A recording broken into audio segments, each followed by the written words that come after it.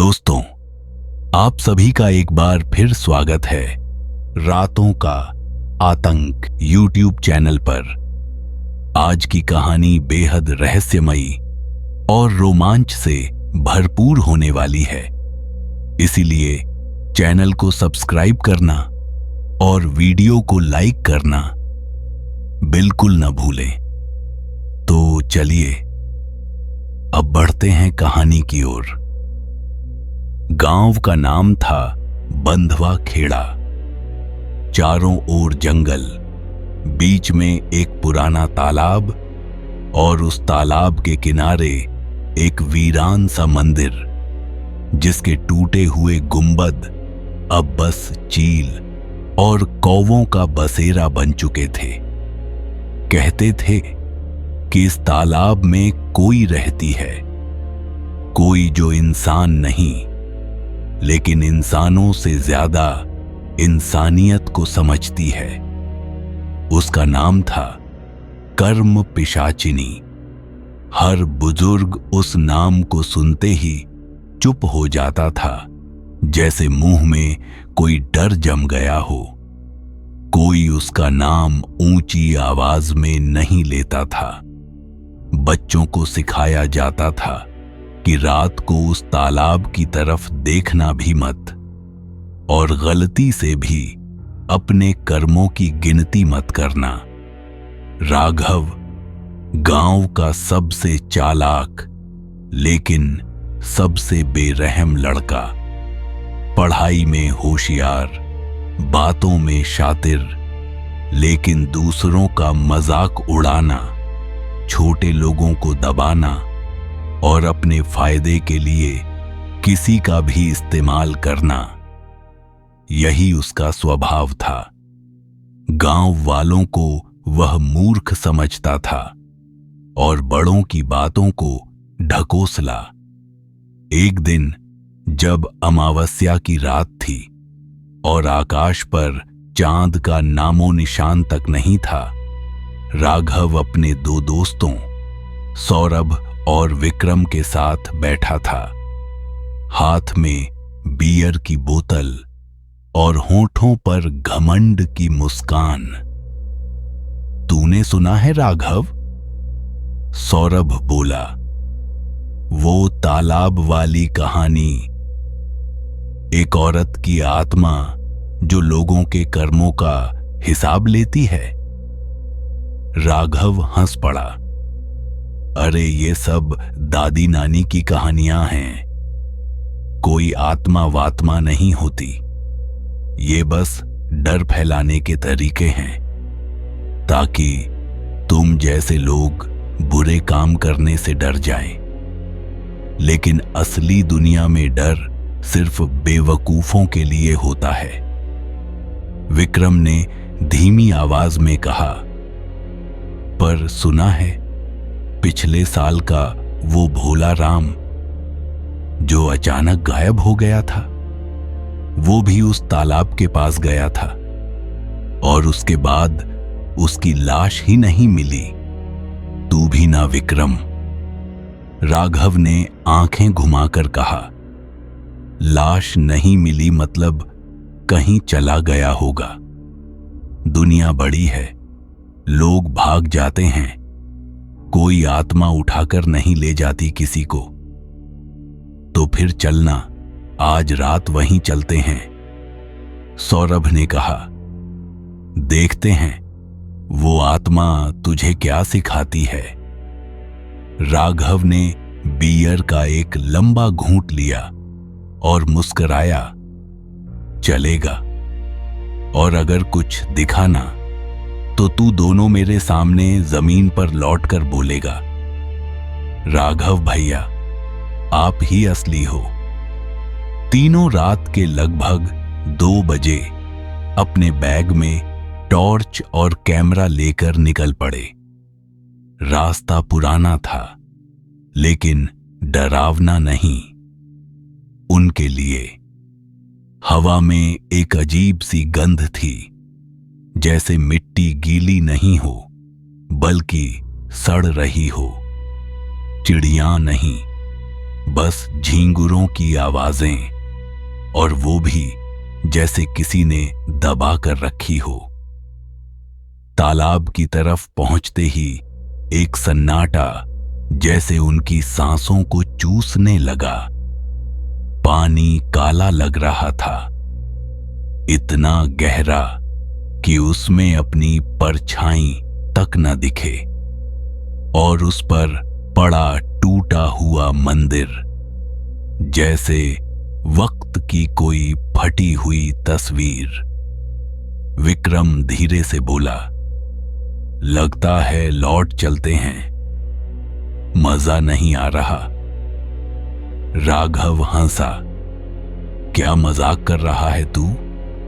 यहां तो कुछ भी नहीं है सिवाय डर के जो तेरे दिमाग में है। तभी पानी में एक हलचल हुई, बहुत धीमी लेकिन इतनी साफ कि उन्हें दिखी।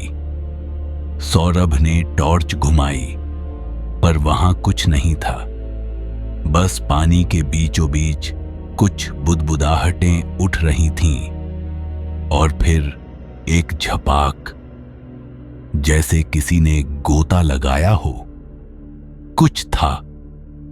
सौरभ चीखा, किसी ने छलांग लगाई अभी। बिल्कुल बकवास। राघव झल्लाया, देखो मैं खुद पानी के पास जा रहा हूं। वो आगे बढ़ा, पानी के बिल्कुल पास।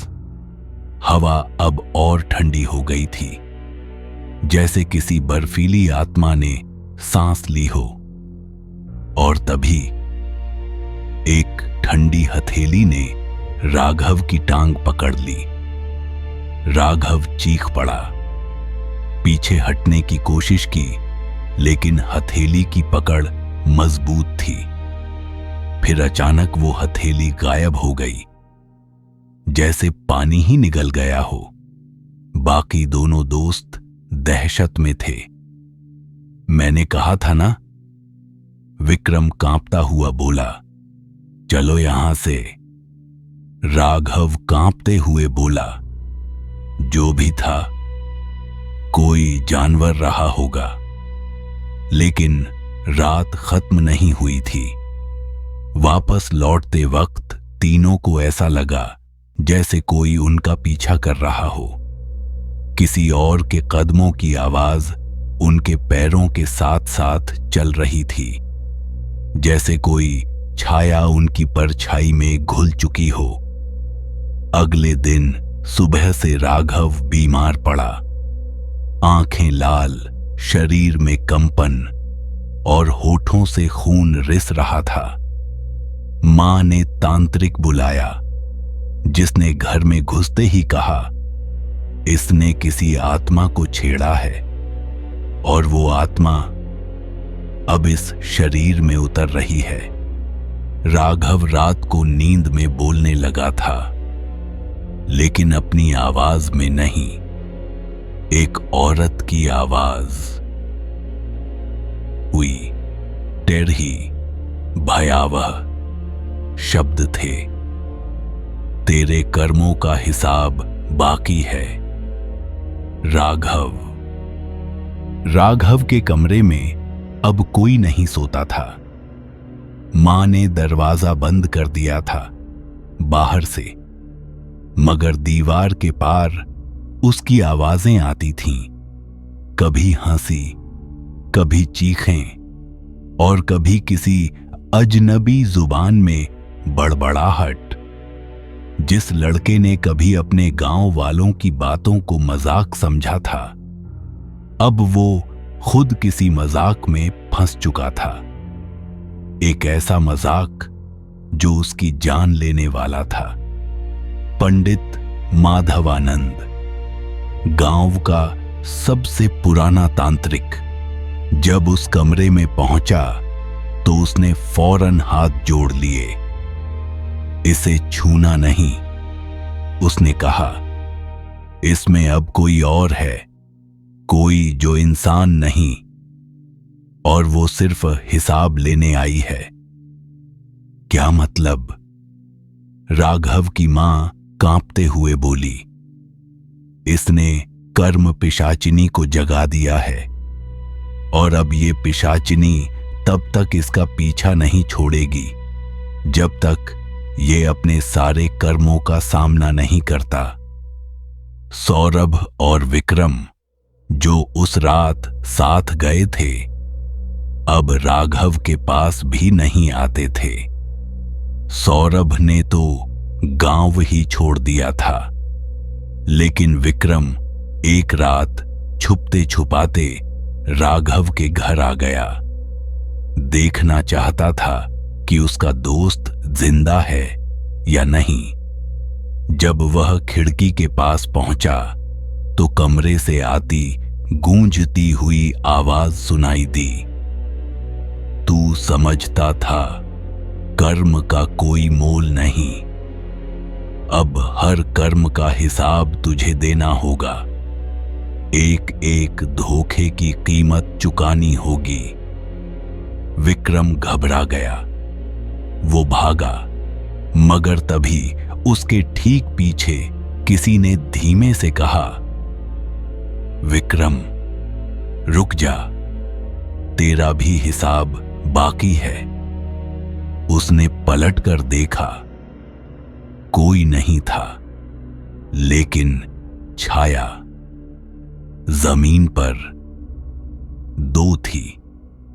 उस रात विक्रम को नींद नहीं आई और सुबह जब लोग उसके घर पहुंचे तो पाया वो पंखे से लटका हुआ था, आंखें बाहर निकली हुई और दीवार पर खून से लिखा था, मैंने धोखा दिया था। गांव में अफवाह फैल गई, कर्म पिशाचिनी लौट आई है। एक बार फिर अब गांव के बुजुर्गों ने मंदिर में इकट्ठा होकर पूजा शुरू कर दी। लोग अपने पुराने पापों की क्षमा मांगने लगे। गांव के चारों ओर नींबू मिर्च टांगे गए। बच्चों को बाहर खेलने से रोक दिया गया, लेकिन सबसे ज्यादा अकेला था राघव। उसका कमरा अब पूरी तरह बंद था और उसकी मां हर रोज उस दरवाजे के बाहर बैठकर रोती थी। एक रात जब बिजली चली गई और पूरा गांव अंधेरे में डूबा हुआ था, राघव का कमरा अपने आप खुल गया। दरवाजा चरर की आवाज के साथ धीरे धीरे खुला और भीतर से एक तेज ठंडी हवा बाहर आई। सामने खड़ी थी वो औरत, चेहरा जला हुआ, आंखें काली और गड्ढे जैसी, बाल लटके हुए, शरीर की त्वचा चिथड़ों में और पैरों से खून टपकता हुआ। लेकिन उसका चेहरा राघव का ही चेहरा ले चुका था और आवाज किसी बूढ़ी औरत की तरह गूंजती हुई, तू अब नहीं बच सकता, कर्मों से कोई नहीं बचता। राघव बेहोश हो गया। अगली सुबह उसे एक पुराने मंदिर के अंदर पाया गया, गांव से बहुत दूर, अकेला, बिना कपड़ों के, मुंह से झाग निकलता हुआ। उसके शरीर पर अजीब निशान थे, जैसे किसी ने नाखूनों से खरोंचा हो। सबसे डरावनी बात यह थी कि उसके सीने पर खून से लिखा था, शुरुआत हो चुकी है। पंडित माधवानंद को फिर बुलाया गया। उन्होंने कहा, इस आत्मा को रोका नहीं जा सकता। ये कोई साधारण पिशाच नहीं, ये पापों की रक्षक है जो हर आत्मा को उसके कर्म का फल देने आती है। इसे रोकने का एक ही तरीका है, सच को कबूल करना। लेकिन राघव ने कबूल करने से मना कर दिया। वो आज भी यही सोचता था कि उसने कुछ गलत नहीं किया। हर बार जब कोई उसे आईना दिखाने की कोशिश करता तो वो चीखता, चीजें फेंकता और जमीन पर गिर जाता। रात को अब भी वो नींद में बोलता था, मगर हर बार किसी और के नाम से। रमेश, तुझे याद है ना कैसे तूने उसे धक्का दिया था? निशा, तूने उसके साथ वो क्यों किया था? हर नाम, हर कर्म, सब गूंजते थे उसकी जबान पर, जैसे पिशाचिनी अब दूसरों के गुनाह भी उससे उगलवा रही हो। अब पूरा गांव डरा हुआ था। लोग राघव से दूर भागते थे। कोई नहीं जानता था कि अब किसका नाम उसकी जबान पर आएगा। तभी एक रात जब अमावस्या फिर लौटी, राघव अचानक गांव के मंदिर की सीढ़ियों पर दिखा। उसके चेहरे पर डर नहीं था, बल्कि संतोष था। उसने सभी को इकट्ठा किया और कहा, मैंने जो किया आज वो सब कबूल करता हूं। मैंने अपने ही दोस्त की बहन के साथ धोखा किया। मैंने टीचर के नाम से झूठ बोला और उन्हें नौकरी से निकलवाया। मैंने मासूम कुत्ते को पत्थर मारकर मारा। मैंने अपनी बहन के गहने चुराए और दोस्त के सिर पर इल्जाम डाला। हां, मैंने सब किया क्योंकि मुझे लगा मैं बच जाऊंगा। और तभी मंदिर के पीछे से ठंडी हवा चली। एक छाया सामने आई, कर्म पिशाचिनी, मगर इस बार उसका चेहरा शांत था। उसने धीरे से कहा, अब तू मुक्त है। राघव ने आखिरी बार सांस ली और वहीं मंदिर की सीढ़ियों पर गिर पड़ा। राघव की मौत ने पूरे गांव को हिलाकर रख दिया। वह लड़का जिसने कभी अपने कर्मों को मजाक समझा था, अब उन्हीं कर्मों का शिकार बन चुका था। लेकिन कहानी यहीं खत्म नहीं हुई। मंदिर की सीढ़ियों पर पड़ी राघव की लाश का चेहरा शांत था, जैसे किसी अपराधी को सजा मिलने के बाद राहत मिल गई हो। लेकिन उस रात गांव की एक बुजुर्ग महिला, कौशल्या दादी, जो वर्षों से गूंगी थी, अचानक बोल उठी, ये तो बस शुरुआत है, पिशाचिनी अभी गई नहीं है। लोग चौंक गए। दादी ने हाथ कांपते हुए मंदिर की सीढ़ियों की ओर इशारा किया और धीमे स्वर में कहा, कर्म पिशाचिनी सिर्फ एक पापी को नहीं मारती, वो पूरे गांव का हिसाब रखती है। और इस बार वो लंबी सूची के साथ आई है। राघव की चिता उसी तालाब के किनारे जलाई गई जहां से कहानी शुरू हुई थी।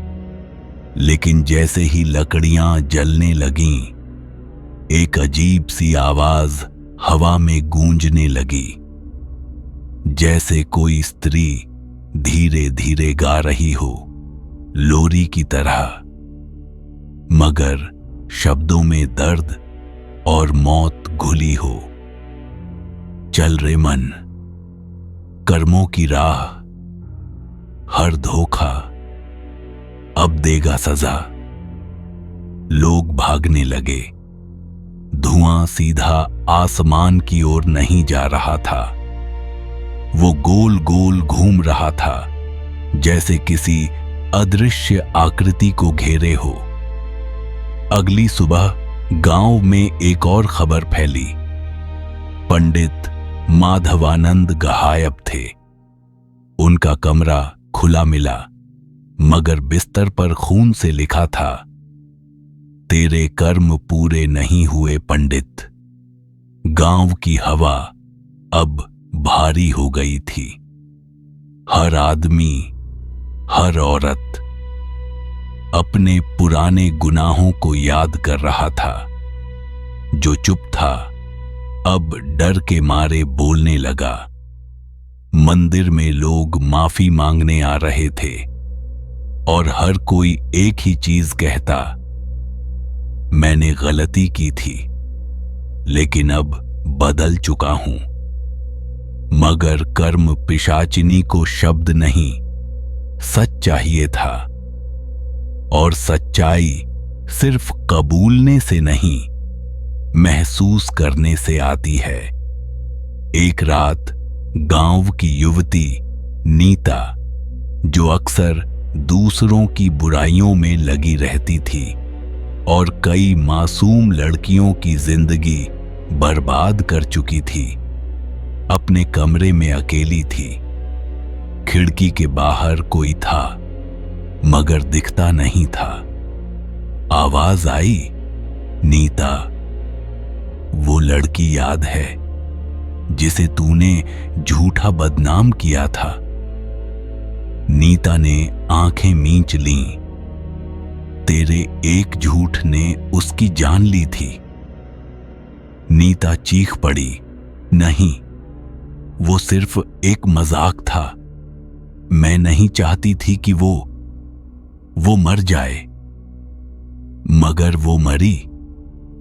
फिर नीता के आईने में उसका चेहरा नहीं, बल्कि उसी लड़की का चेहरा दिखा।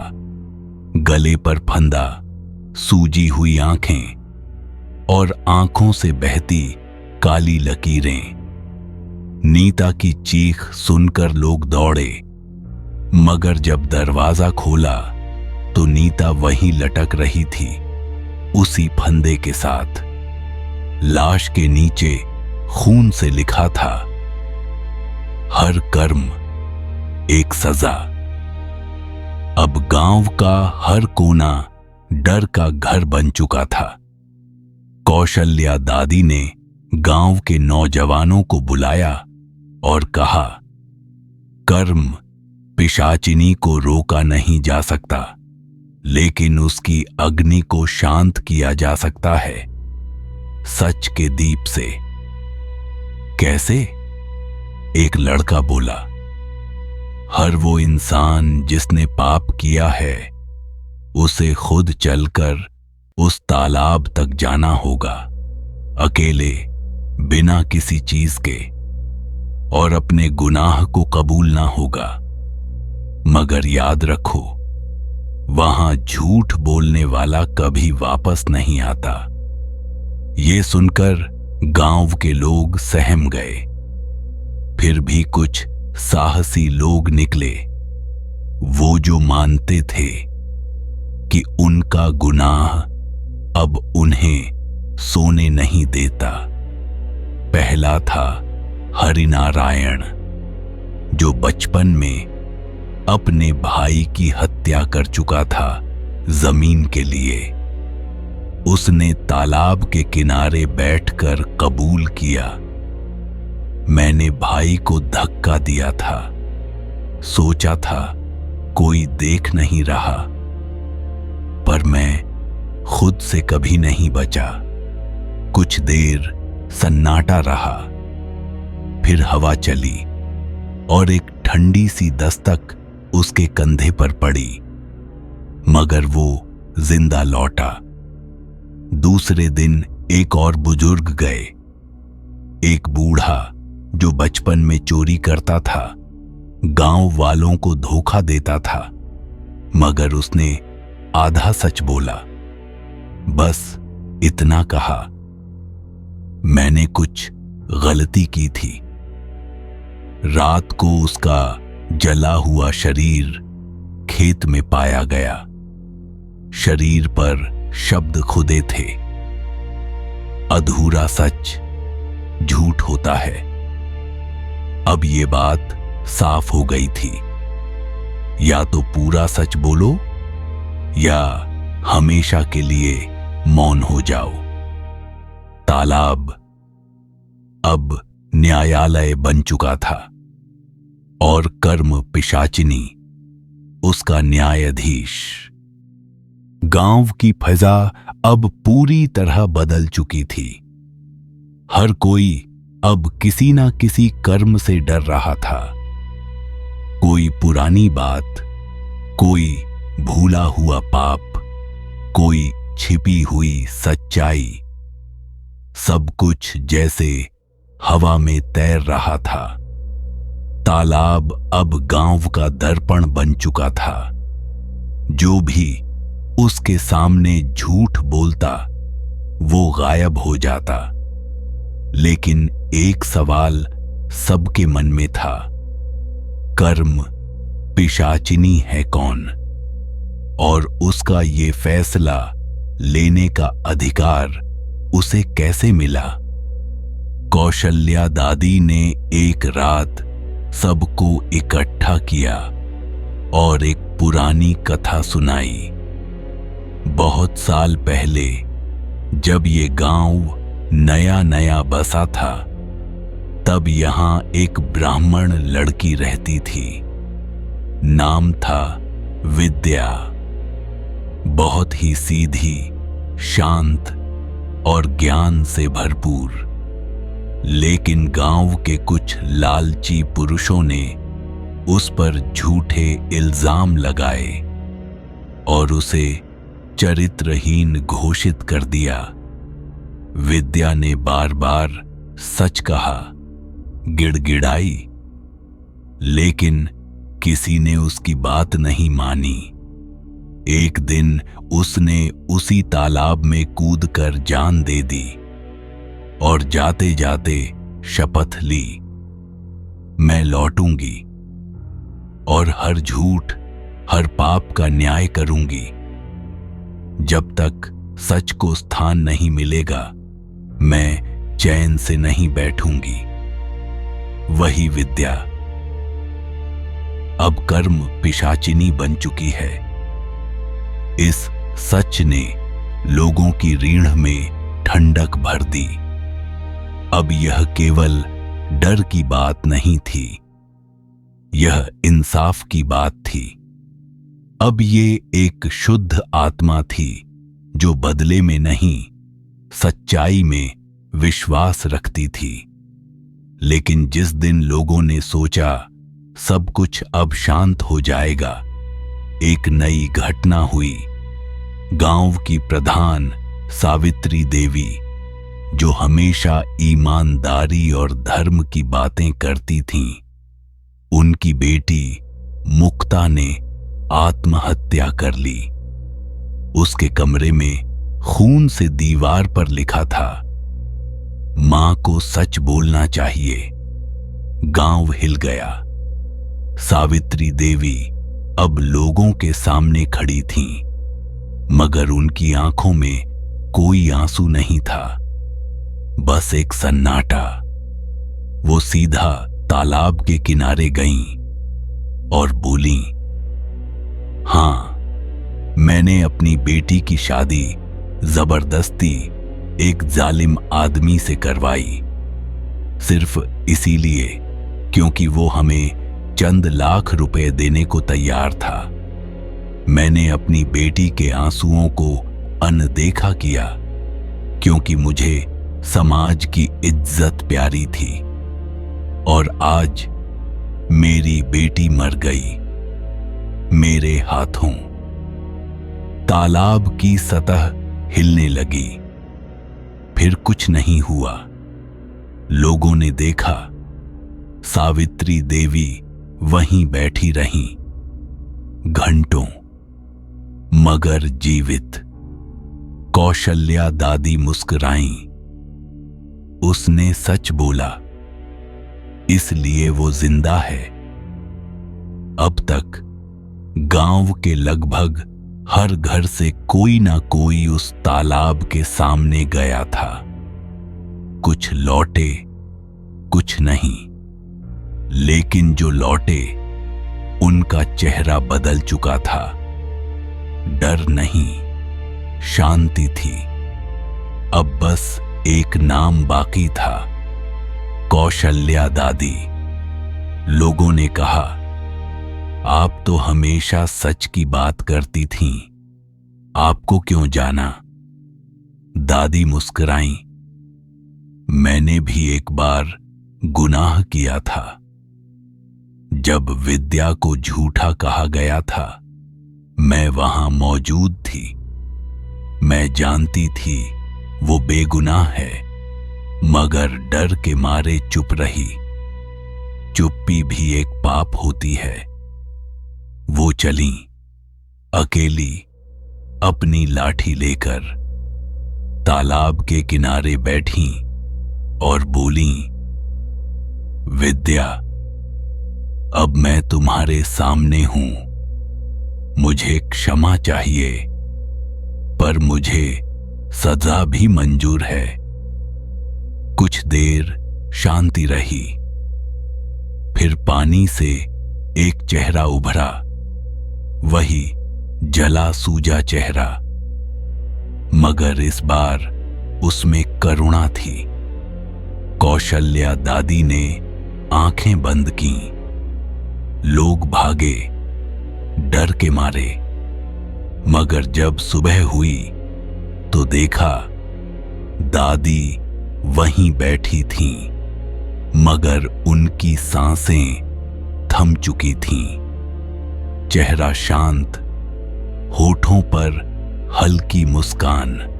अब तालाब की तरफ से कोई आवाज नहीं आती, न कोई चीख, न कोई गूंज।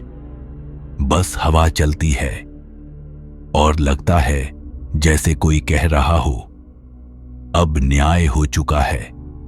गांव वालों ने तालाब के पास एक पत्थर की मूर्ति बनवाई, एक युवती की जिसके माथे पर तिलक था, आंखें बंद थीं और होठों पर मुस्कुराहट।